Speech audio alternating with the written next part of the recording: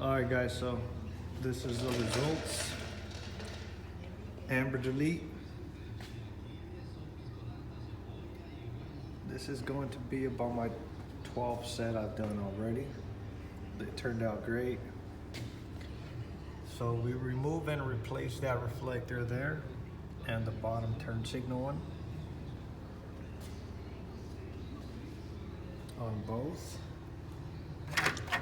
These are the original pieces that go in here. And of course you got the top reflector as well. So we open them up and replace them. It's not an easy task to do. You got to be extremely careful.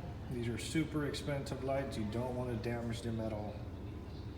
Like I said, this is my 12th one already that I've done, so it's no big deal. I got them down pretty good. I seal them pretty good so that there won't be no moisture getting in there or any type of water.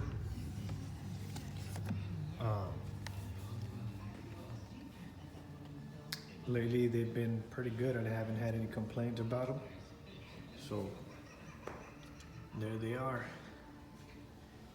This customer actually came out from Reno, Nevada, man. So if you guys are interested, make sure to let me know. Contact Dee's Garage.